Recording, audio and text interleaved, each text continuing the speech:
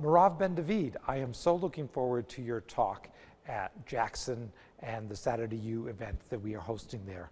You're working in Wyoming, you're looking at Wyoming otters, you're working in Colorado and other related areas. So you're really sort of bringing that expertise and putting it into comparative.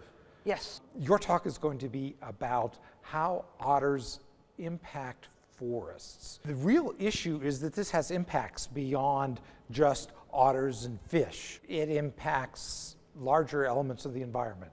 Correct. So all of us who have a garden know that to get really good tomatoes, now it's the end of the season here in Laramie, but to get really good tomatoes, you need to fertilize the tomato plants.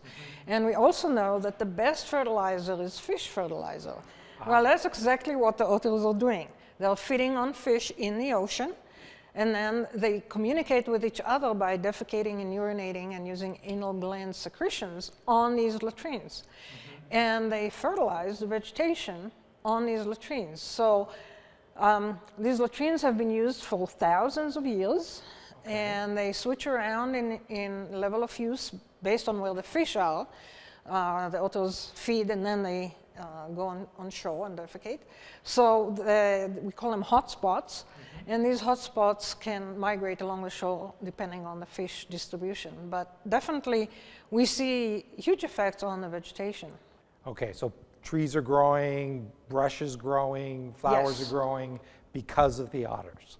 They grow more. For example, what we found is that the spruce trees, most of the trees along the coast are spruce, a few hemlock, but most of them are spruce. They produce many more cones than the same cone specifics, the same spruce trees just off the latrines 100 meters away would not have enough fertilization to put as many cones up. So in fact, sometimes when we come to a new area and we want to survey for river otters, what we do is take a little skiff and we slowly go along the shoreline and look at the top of the trees.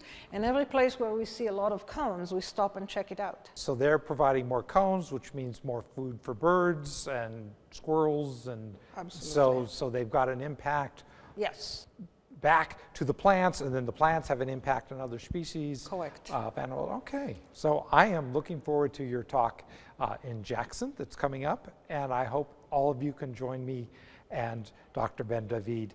Thank you very much. Thank you. Go back to college for a day, minus the test, stress, and homework. Join us for 3 lectures delivered by top-notch professors who will enlighten and entertain you. This event will be held at the Jackson Center for the Arts. Doors open at 8:30 a.m., so join us for complimentary coffee and donuts before the event. As always, this event is free. See you at the next Saturday U.